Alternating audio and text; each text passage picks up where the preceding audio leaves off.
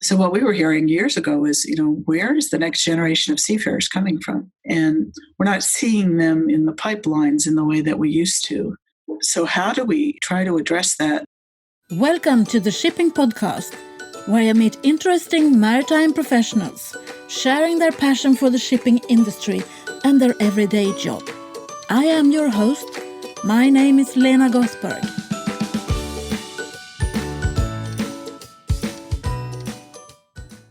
Hello, Shipping Podcast listeners, and welcome to the 140th episode of the Shipping Podcast. As you might have noticed, this episode is released on Thursday, June the 25th, instead of the usual Shipping Podcast Friday. The reason for that is that today we celebrate the International Day of the Seafarer, and I thought that this episode would fit in as a tribute to the seafarers who are serving us in this pandemic, at the expense of them not being able to travel home to their loved ones. The International Day of the Seafarer is celebrated every year since 2011, when the International Maritime Organization, IMO, decided to designate June the 25th to the seafarers as a way to recognize that almost everything that we use in our daily lives has been directly or indirectly affected by sea transport. The purpose of the day is to give thanks to seafarers for their contribution to the world economy and the civil society, and for the risks and personal costs they bear while on their jobs. Many seafarers have been away from home for months now and are unsure when they will be able to return home due to travel restrictions. I am proud to present this interview with Lesley M. Warrick, Executive Director at the Seafarers House at Port Everglades, who dedicates her working hours to the seafarers. And she's telling us how the Seafarers House has been able to assist seafarers during the pandemic. This is Lesley Warrick for you. Welcome to the Shipping Podcast. Could you please introduce yourself? Yes, I'm Lesley Warrick, and I'm the Executive Director of the Seafarers House inside Port Everglades, Florida in the U.S. And what is your background? Oh, let's see. I have been the guiding hand at the helm of the Seafarers House for about 16 years now. But prior to that, I worked as the Public Relations Director for the largest nonprofit organization in South Florida. It had a $90 million budget. And even before that, I was running a law firm in Washington, D.C. And I was working as a lobbyist. So that's where the gift of gab comes from. I've had to learn to talk to people on Capitol Hill about all kinds of issues. But when we moved to Florida, I switched gears. When did you come in contact with shipping? Was that when you moved? Well, I have to say that with the hat that I'm wearing now, it would have started in 2004. But to be fair, we have sailors in our family, and my brother is a personal sailor. He likes to go out in sailboats. But my stepson served in the Navy, and we have aunts and uncles and people in the family chain who have all served in the Navy, and so we've had a lot of connection with maritime through that. That is usually the case. Yeah. It's hardly anyone who set aim to become someone working in the maritime industry. Oh, for sure. And I have to say that when I came to interview for the position, I started as a public relations director with this organization, and the executive director at the time hired me. But when I came to interview, I had several other job offers, and I really wanted to do this. I loved the whole feel of going aboard ships and the bustle and activity, the port, and the whole idea of having the world brought to your doorstep by working in a port and meeting new and interesting people, and in some way supporting them and helping them. So for me, this was a wonderful opportunity, and it has certainly turned out to be the case. I've loved it all. I can't say I've loved every minute. We've had our trials and tribulations, but overall, this has just been a wonderful experience. And I find the maritime community to be really a remarkable brotherhood, sisterhood of people. So what is the Seafarers House? Well, the Seafarers House is a nonprofit organization inside Port Everglades in South Florida in the U.S., and we've been around for 30 years. It was established as part of a long tradition, over a couple hundred years old, of maritime missions that reach out to seafarers who are traveling around the world and may enter ports where they don't know anyone and feel like strangers on a strange shore. So the tradition was hundreds of years ago that these chapels, if you go on the internet, you could see pictures of wooden chapels that have been erected on the decks of ships, and they would sit in the harbors, and seafarers could come into those ports and know that that was a safe place. It was a place where they could rest, they could connect with someone who was going to care about their welfare and look after them. Then you fast forward through the Industrial Revolution and several hundred years of improvement and containerization, and everything has changed. So now seafarers' houses like ours are focused on the seafarers who are coming in off ships in our port to provide them with a few hours of a break away from the ship, away from the ocean, can get on the phone, make a phone call to a loved one. In these days, it's Wi-Fi. It's all about the free Wi-Fi. When I first started, we had 80 telephones on the walls of the Seafarers' House, and they would turn in. I know, right?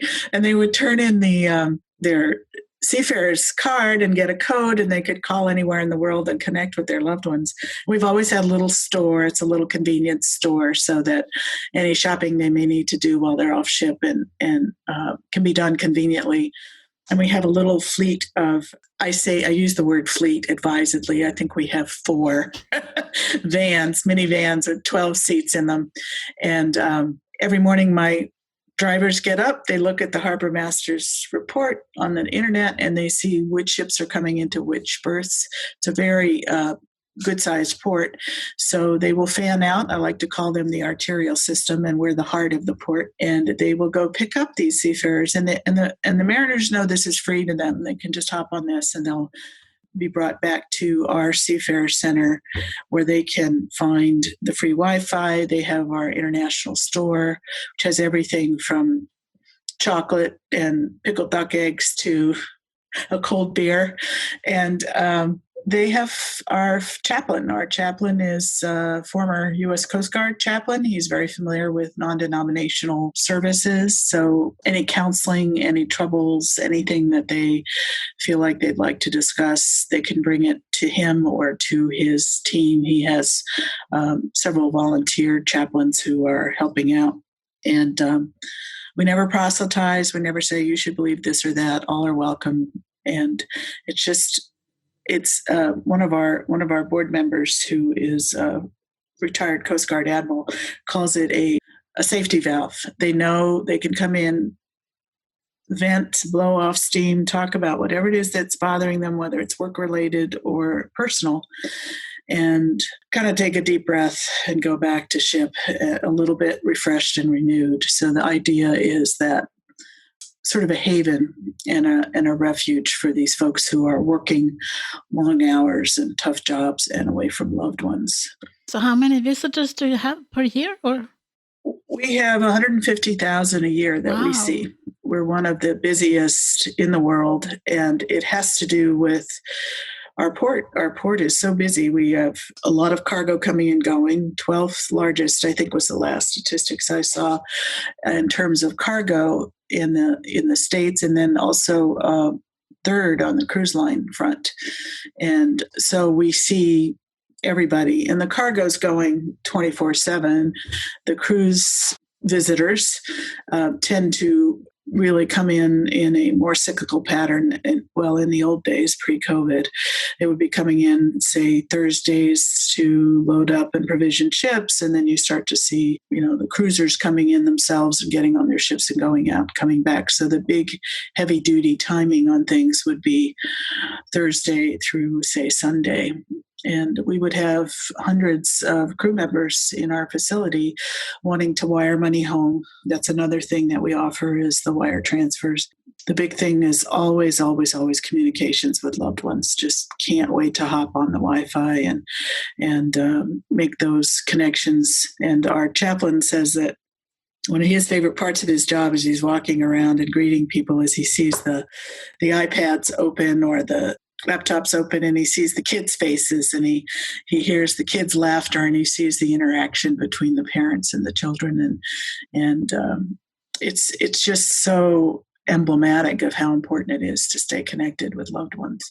So yeah, 150,000, and that's both through visiting our casa, as we call it, or actually ship visiting. We also visit the ships. We will get contact via Facebook or email, WhatsApp from seafarers who are heading our way, and they'll say, "Hey, I'm coming in, and I need this or that. Can you meet my ship?" Or "I'm having a problem. Can we meet to talk?" So sometimes they can't get off the ships because of their duties or because visa restrictions or whatever the case may be.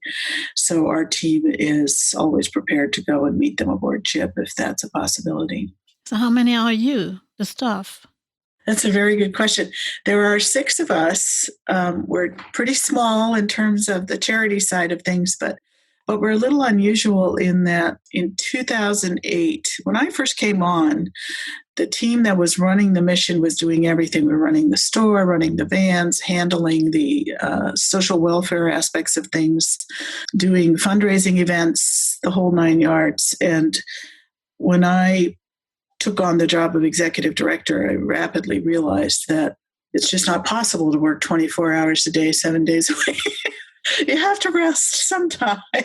So one of the things we looked at the suggestion of one of our board members was perhaps we should think about outsourcing some of the services. And he was with a cruise line, and he said it's something that we did in the early days of the cruise lines, and we never looked back. It was a great approach.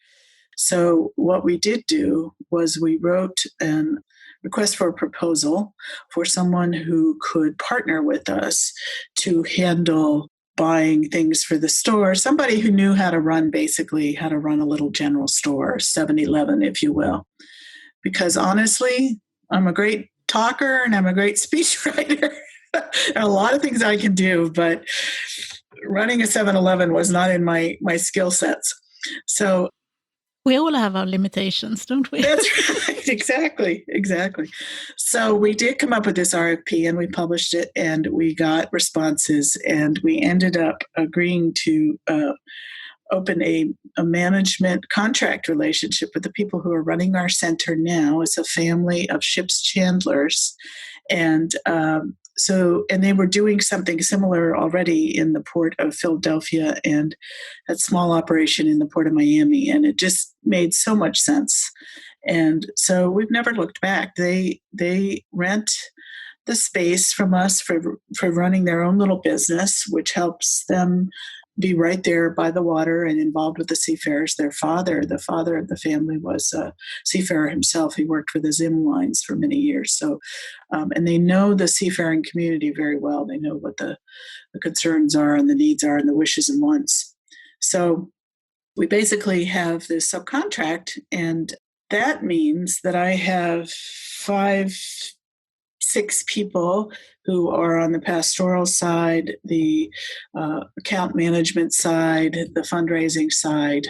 And then my colleague, Mr. Gola, it really depends on the time of year. During a busy season, he may have 30 people who are working behind the counter and running the vans and doing everything, ordering inventory, everything that needs to be done.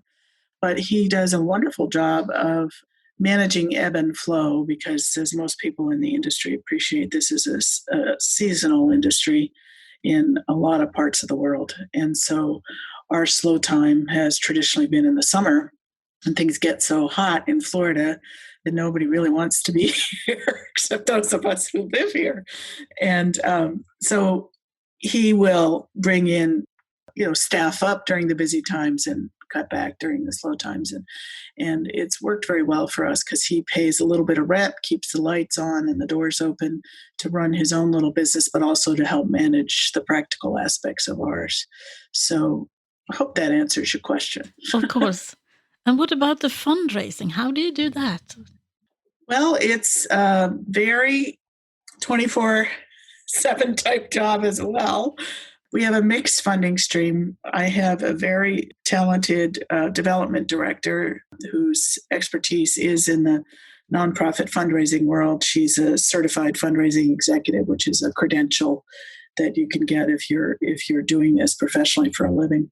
So we do a number of things. We've traditionally had 2 events a year. The one that would be a shipboard event, which is a luncheon that has always been hosted for us for 21, 22 years by Holland America, where we sell tickets and sponsorships and go aboard and have a lovely shipboard luncheon. And all of the money comes to support what we're doing. And then we have an annual gala where we highlight the accomplishments and philanthropic nature of someone in the maritime world.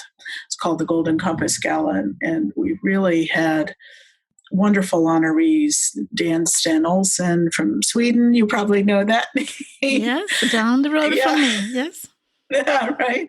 And folks from Royal Caribbean and folks from the shipping lines. And it's over the years, we've had a lot of very interesting folks who came to be part of that, to be the honoree. And that usually raises something on the order of $300,000, which helps us pay the bills for the year. So it's events, it's grant writing, and it's individual donations from the community. We have individuals who support us. We have churches because of the faith-based element. There are church communities who adopt us, if you will, and they do little fundraisers, send a little bit of money our way. And it's always a challenge. And with the days of digital life, we're doing a little more these days in the last several years online, because Facebook has allowed the capacity to grow for nonprofits to bring money in through their platforms. And we're actually running a little bit of a challenge right now. We always like to do something fun for Day of the Seafarer, which of course is coming up later this month, June 25th. And we're doing something called the 16 Challenge. There are 1.6 million seafarers sailing in the world. And so we've asked our supporters to register for $16 and then go out and do something, to ride your bike for 16 miles or swim for 16 laps or do something. And there's a sign you can download that says Day of the Seafarer, and I'm doing, this for seafarers. And then you take a picture of yourself with your sign doing your activity and send it to us. And we're going to upload all of those on the Day of the Seafarer to highlight the fact that there were people out there supporting us. But what I wanted to be sure to say in sort of answer to your question about fundraising is that it is a real challenge. The folks who are in the maritime world get it.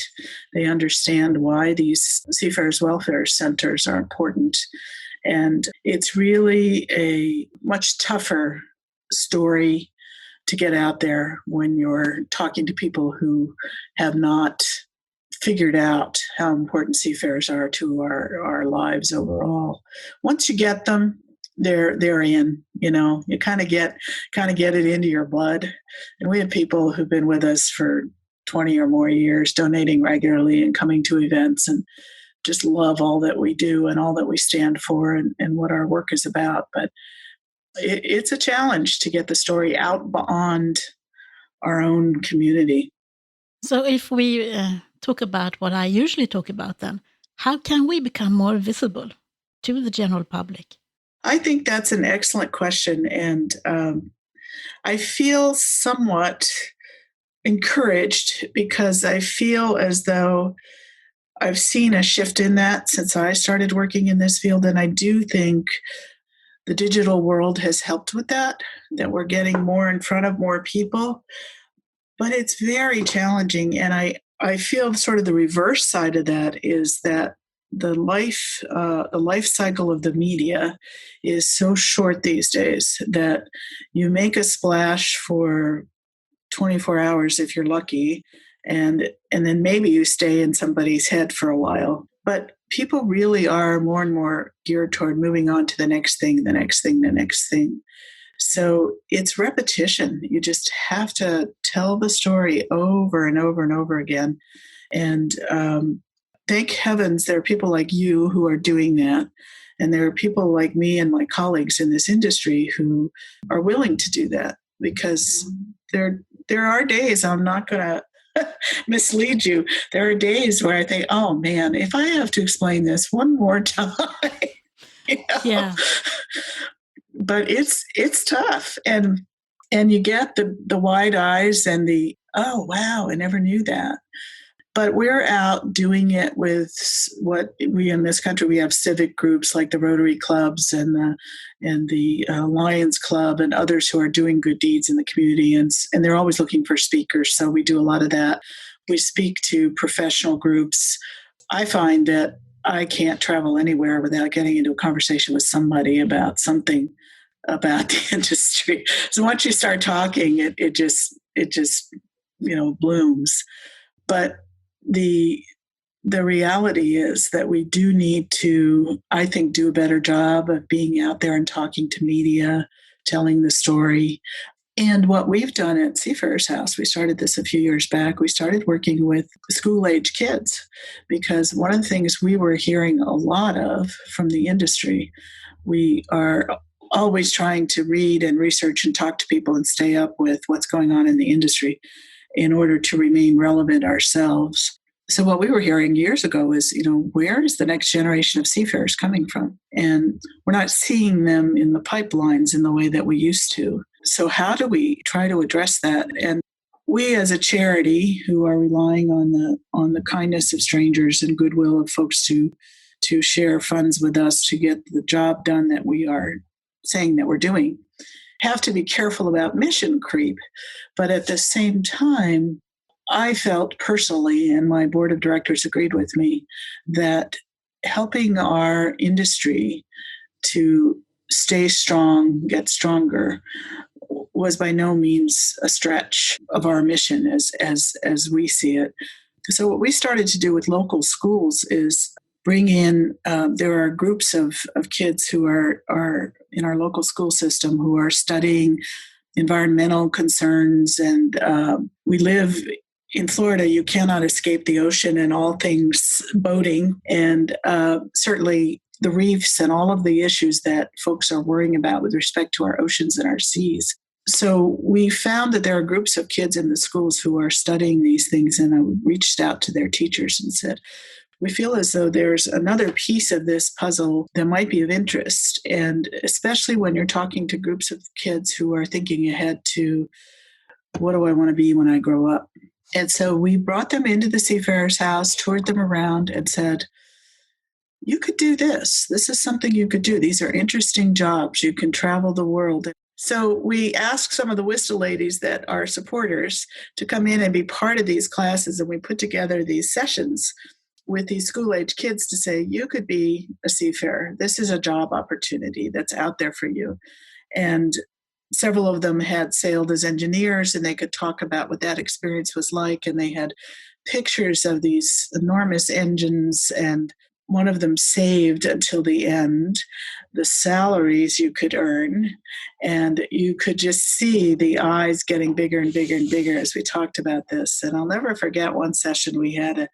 We went and met with a group that was staying after school while they were waiting for their parents to come get them. And by the end of the session, they were all lined up to talk to us about, how can I become a seafarer and work 6 months on and 6 months off and get that kind of money? And the great thing about that group is that their algebra teachers and geometry teachers and all their math teachers were there, and they were tying celestial navigation into what they had learned in school. And so there was this great synchronicity that was going on. We had a wonderful time with it.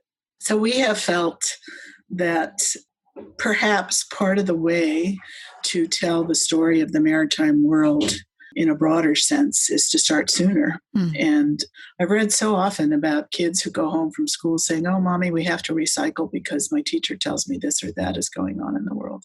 Well, how wonderful would it be to have kids going home and saying, "Mommy, we have to think about seafarers because this is what they do." And, kids affect their parents for sure.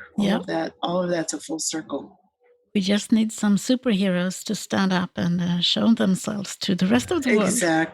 Exactly. It's true. What are the biggest changes that you have seen when it comes to seafarers during your time at the Seafarers House? Well, over time, when I first started, as I mentioned, we had telephones attached to walls. And then at some point, the phones started walking through the doors with the seafarers. So what we did was we ultimately moved away completely from traditional landlines and have seen the changes come with the absolute focus of the traveling seafarer being on access to connectivity and Wi-Fi and connecting with loved ones. And so our chaplain, Father Sandy, says now when he's in the casa and he's watching people come and go, he says, most of them are praying to Saint Wi-Fi. So that's definitely been a big change. And there's a change in expectations too. Things felt a little bit more relaxed, a little bit slower, maybe 15 years ago. And we've seen, I think, the timelines grow shorter and shorter in the lives of these folks so that the pressures that they're under have gotten greater. Everything we see and hear from them has to do with, I only have so much time to get a little bit done for myself and my family while I'm in port. A lot of my time is taken up with paperwork and administrative concerns, and I've got to get back and do this, that, and the other. Big thing, of course, for us right now is what's happened in the whole world with the pandemic. And we started in March. I remember it. It's circled on my calendar. March 9th, we made the decision. We have two mini campuses, if you will. We have the Mariners campus where the facilities for the Mariners are, and that's where my chaplain functions. It's where our little store is, where the vans come and go. And then our port has been tremendously supportive, has given us a small space to work out of for the behind the scenes, if you will, for me and my fundraisers and my bookkeepers and those folks. So when I first came on board, I built in right away the ability for those who could to work from home, to work remotely, because we cannot pay folks who work for a charity perhaps competitive salaries that you could pay in another field. So you try to find other ways to provide benefits. It was very important to everybody to not have to commute for an hour in each direction. You save a couple hours that way, or to be home if you have a sick parent or a sick child. And so we built that in. Everybody had a day a week that they could work from home. And that came in just beautifully under these circumstances. I was able to say, okay, everybody, we're going to start working from home till we get the lay of the land with respect to this pandemic. Our CASA, our Mariners CASA, we have a board member who, CBI, who is responds to emergency situations. One of the services they offer is deep cleaning. So they came in and did a deep cleaning in our building and all of our vans. And we have never fully shut down. Our ship visitors and our partner has continued to circle the port and respond to requests for assistance that we get. Father Sandy will go with. If there's a pastoral concern, we glove up and we mask up and we keep social distance. In most cases, 99.9% of the cases, we're taking goods to the bottom of the gangway and handing them over to somebody who's been designated by the ship to receive them. And for a while, we had port community members still coming through our little casa just to touch base, maybe come in, buy a drink, buy a soda, get a snack or something. And that still goes on here and there, but we are very careful with how many people we have at a time. We're following all the rules and regs. But the fact of the matter is that in the early days of this, the drop in activity was dramatic.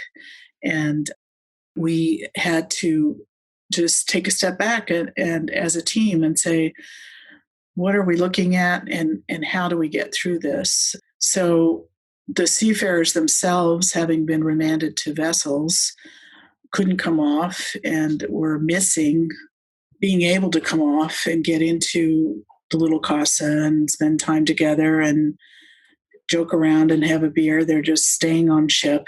And they still tell us that they miss that interaction.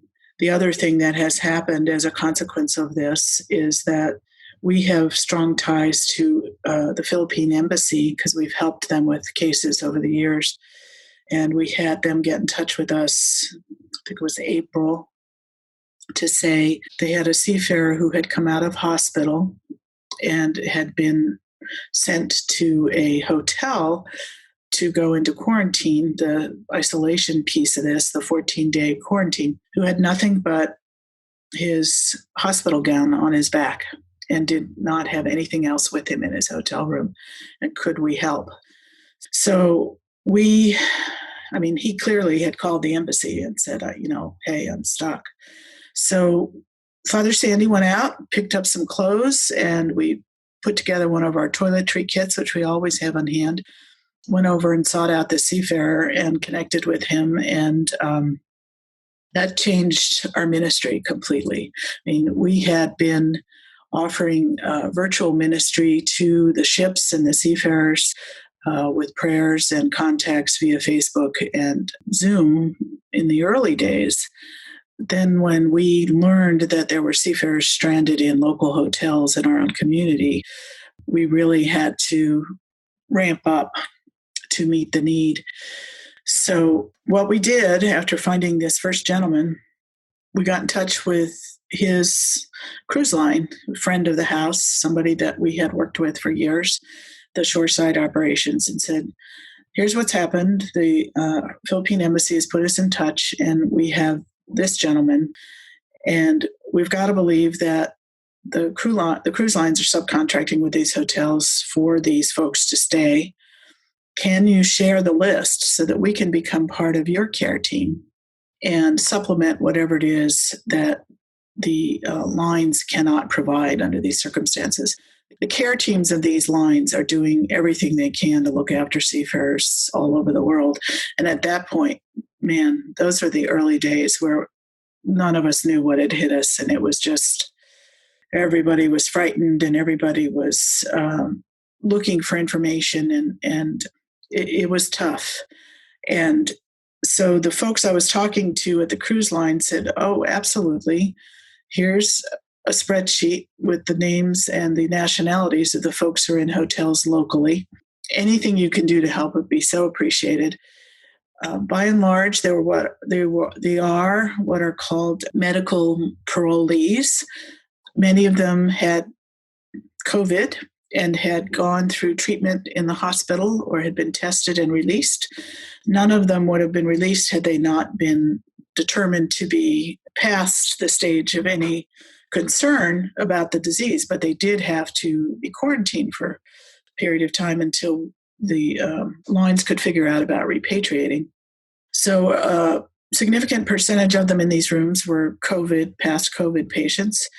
We had a woman who'd had a miscarriage. We had someone with back problems. They were different kinds of medical issues. They weren't all COVID. But that being said, they're all in hotels in a foreign land and waiting out their quarantine and waiting for flights home.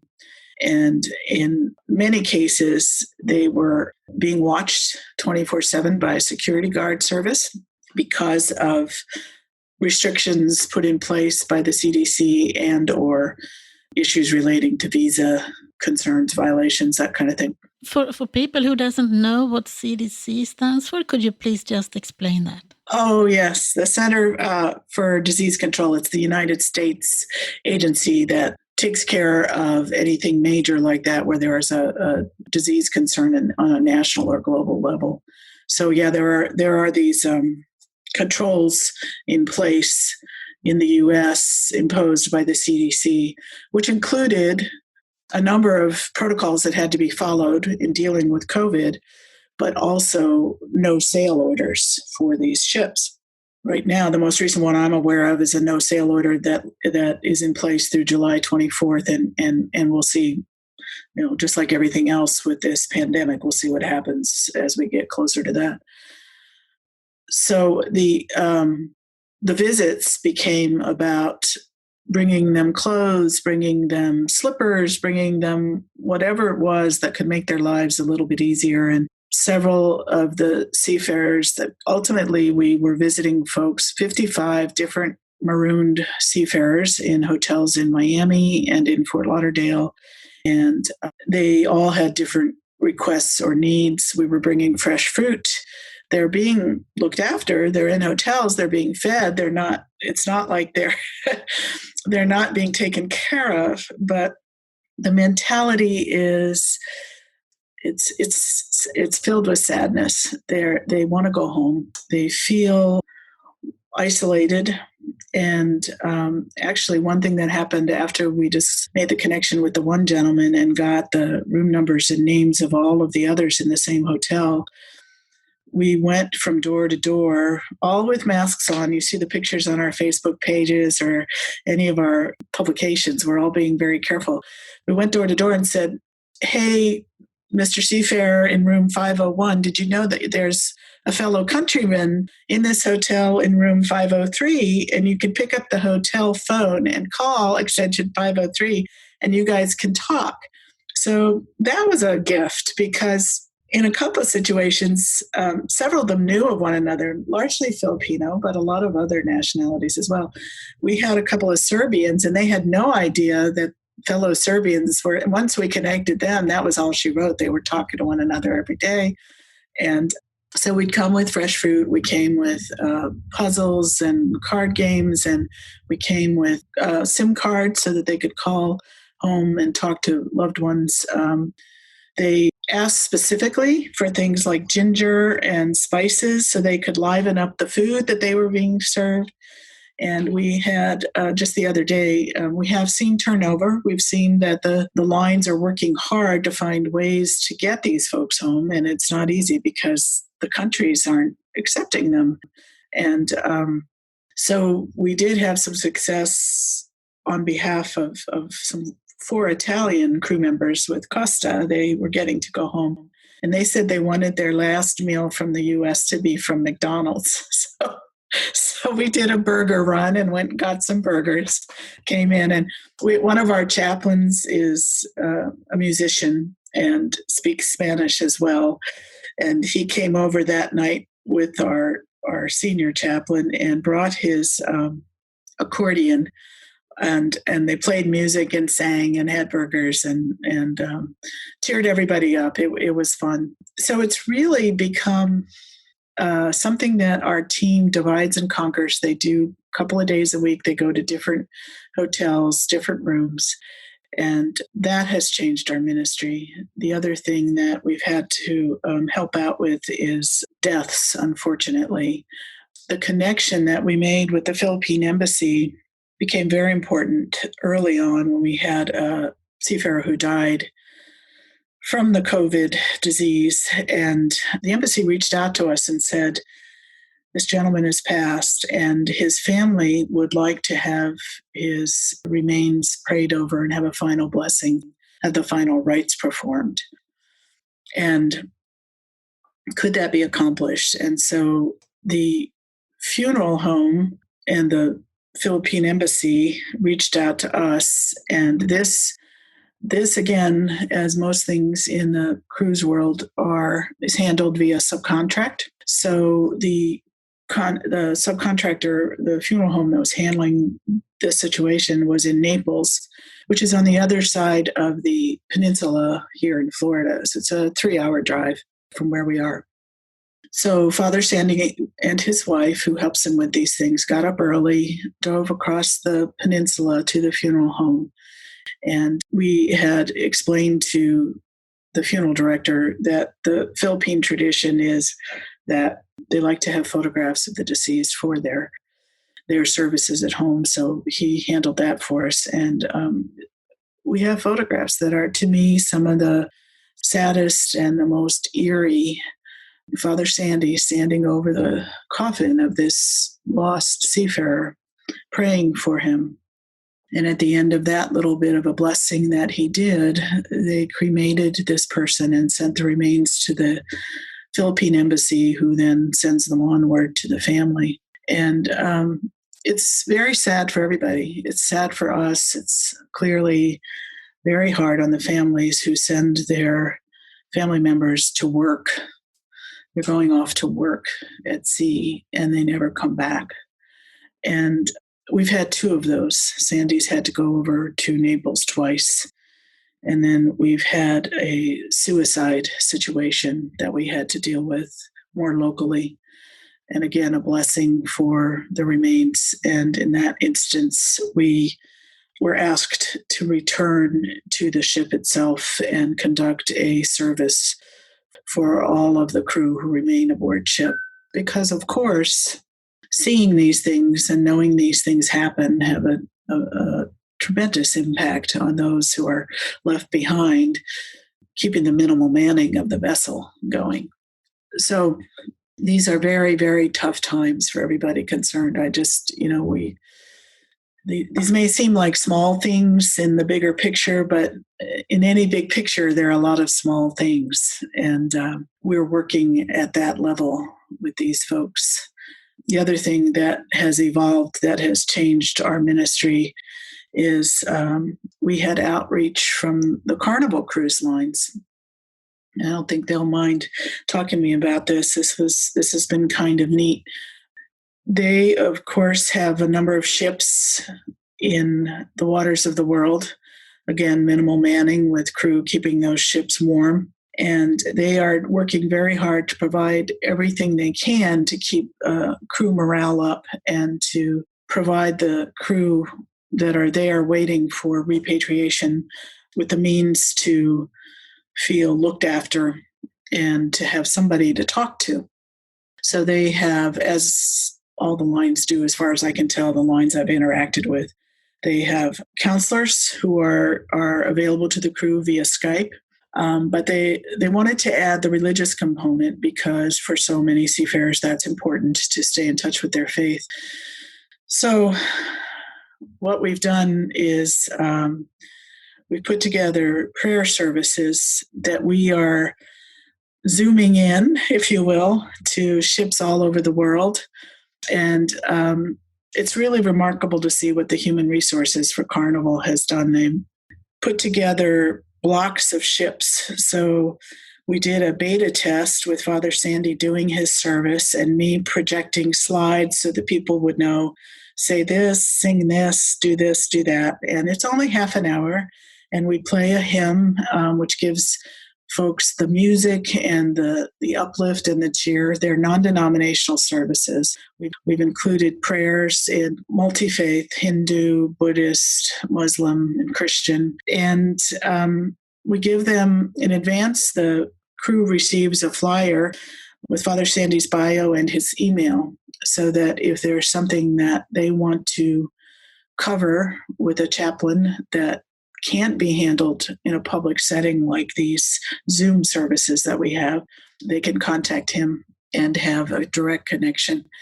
So we have these services, and it's amazing because when the cameras go on and things go up, each ship has made it possible for crew to come into their lounge. So I tell my team, we're going to be on 6 ships at a time today, or we're going to be on 8 ships at a time today. And I've had board members who have sat in and have found this so moving and so touching. And we get prayer intentions from the crew members and the ships overall, and we do our ship's blessings and we sing together. And I like to think, I do honestly think from the feedback we get from the HR team who debrief afterwards, that it's helped the crew to, if nothing else, I mean, even if the faith tradition were not the issue, and for many of them it is, but it's also, there's this whole group of people out here who know about your situation and who care about you and are trying to do something to make the load a little lighter. So that was a long answer to your question. Wow. I'm all blown away now. Yeah, it's a lot. It's a lot. And we find that as often as we deal with these situations, every time it gets us, we talk about it afterwards as a team because we debrief every session so that we can get better and better at what we do. And when we hear the prayer intentions, most of us are tearing up and getting emotional.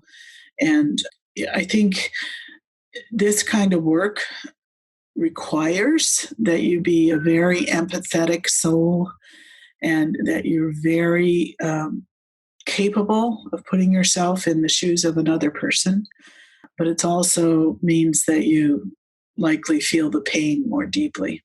And I just cannot imagine. I mean, I'm sitting in my study at home and we've been quarantined and locked down in Florida for 3 months now, sorry. But I've been able to be with my husband and my pets, and I have no huge complaints. Yeah, I like going outside, and I'd like to do all these other lovely things that we miss. But man, I think about what these folks are dealing with on a daily basis, and it's tough. It's not an easy situation. So we try to help. That's what we're all about. We're trying to help. I agree. And then we got the entire crew change situation with everyone. Oh, gosh. That, of course, today is a key day in the crew exchange situation because as of June 16th, most of the contracts of those who are sailing are coming to an end. And so there are some huge decisions being faced now. I mean, people in the maritime community know all about this, I'm sure, and any listeners who don't. There are 300,000 seafarers at sea whose contracts stop, and they can make a decision as to whether they want to keep working or whether they just lay down their tools and say, no more, enough is enough. And so there is a great deal facing this maritime community right now in terms of how do we repatriate them all? And it is as many people at home waiting to go out. Exactly. The jobs that have not been filled because the ships weren't coming in. So I've been very happy to see the United Nations Conference on Trade and Development and the International Maritime Organization come out so strongly in favor of let's get these crew exchanges going. And I was very happy to see that Singapore is setting itself up as a place where this can happen. And then more recently, Canada. So I'm hoping that, the ball is moving down the field a bit, but it's certainly very challenging and very tough for everybody concerned. I mean, I feel for the ship owners and the ship agents and all of these folks whose lives have been impacted by this. That money is being left behind and losses are mounting and it's a very, very tough situation. In fact, Seafarers House and most of the maritime missions who do what we do are facing similar existential questions because we could not have our big fundraiser. And thank God our federal government made emergency relief funds available, which have made it possible for us to keep going for the time being. But we've had to postpone our big fundraiser, and it will likely become a virtual event that will take place in September. And we have rent to pay and we have people to pay and they have families to look after. And it's all part of the same crazy mess. Yeah.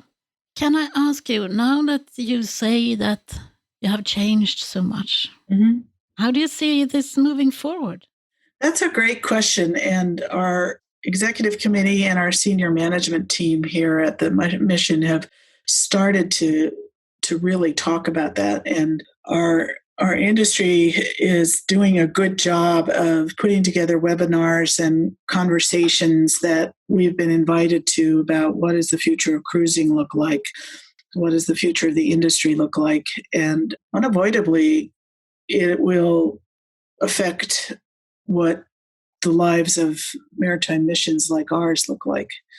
And in fact, one of the things we had been working on when all of this happened, we were fundraising for a new building because our building is literally falling apart around us. And we are now saying, what does that building need to look like in the light of all of this? We'll be seeing as many seafarers. Will we be seeing as many cruises? So generally speaking, some of the most basic questions, we've had board members who said, well, what if seafarers reach the point where they never get off a ship again, where nobody's allowed to leave a vessel? And nobody wants to believe that. Nobody thinks that that is really going to happen. And we certainly hope not, because that connection with terra firma is so important to human beings. Generally, we are social creatures, and we cannot, I think in terms of isolating human beings to ships for the rest of their lives. How do you recruit people to come and sail and do those jobs if you're telling them you'll never get off the ship again until you get home? So I do think we've already started to talk in terms of, do we limit the numbers of people in our building at one time? Do we already have hand sanitizers and lines on the floors and only a certain number of seats, and how is all that Is it because essentially we're a public facility inside the port, so what does that look like? But we do ask these questions. We're trying to figure out, will the seafarers' houses and the seafarers' missions continue to be something that the sailing community values? And I think almost like anything else that you hear about, it depends on who you talk to. It's easy for somebody from the outside looking in who's never sailed to say, well, why would they need something like that? But you hear from the seafarers themselves, and they want to get off those ships, and they want to come and take a break and put their feet up, and even if it's only for a few hours. But I hear a lot of people also saying that it's a window of opportunity now. How do we want the future to look like? And exactly, if we just have a vision of that, then we can make that happen. I completely agree. And I think it takes that flip, if you will, of the switch from the pessimistic to the optimistic, and from the follower to the leader, to say, let's look at this a different way. And maybe this can be a good thing. Maybe we function more effectively. Maybe we function more efficiently. Some of the calls I've been on, you're hearing about what this has done within the industry to move the ball faster and further down the field on electronic lading bills and the use of technology to make life easier and more efficient, and to get the bugs out, if you will, of existing systems. So I really think that's all worth looking at. And for us, it's a little bit challenging because our focal point is the human factor, the backbone of the industry, if you will. So it's very hard for us to conceive of not providing a place to sit and put your feet up, or a place to shoot a game of basketball, or something that helps break the monotony and helps connect seafarers with the people they love. The reason that they're going to sea is to take care of those people. Mm-hmm. Well, we live in interesting times. Oh, no question. No question. For better or for worse, whether we want to or not. Who do you think I should interview the next? Do you have anyone you would want to listen to in the Shipping Podcast? That's a great question. There are so many really wonderful personalities out there, and intelligent, complex individuals. I think that one of the first people that popped into my head when you said that is a woman that is on my board of directors. Her name is Alexandra Anagnostis with Total Marine Solutions. I don't know if you've interviewed Alex yet. No, I have tried a couple of times, but she's always so busy. She's so busy, I know. Well, maybe this is a time you can catch her. Yeah. She has started her own company and has gone from working for the cruise lines to providing services to them, and is just a force of nature, as you no doubt know. But the thing that has been such a joy for me with her and having her on our board is that she's always one of the first voices to say, well, what about the seafarers? And how can we help them? And what should we be thinking in terms of? She's really, I think, one of the stars in the industry. So yeah, I'd love to hear what she has to say. I will try again. Okay, and I'll let her know that she's going to hear from you. Okay. Thank you very much for taking part of this. I wanted you to tell the story. Oh, thank you so much for asking us. And I'd like to say thank you to your listeners, too. I know that so many of them do support the Seafarers missions in their part of the world, and to ask them to continue to do so, it's so critical. You cannot overstate the value of what these places are doing to look after the human element. It's really important stuff. Thank you for taking the time, and carry on. Thank you, Lesley. I feel humble just hearing the stories that you tell. I think it's time to recognize that seafarers are key workers and that they should be able to travel without the restrictions in a safe way to their homes. Thank you for listening. You can support the Seafarers House through their Facebook page, and you can share this episode with your friends so that more people get engaged to get the seafarers recognized as key workers around the globe. Until the next time, from me to you, over and out. Thank you for listening to the Shipping Podcast. Don't forget to tell everyone that you meet that there is a shipping podcast available and that they should download it and listen to the maritime professionals who are sharing their passion for the shipping industry.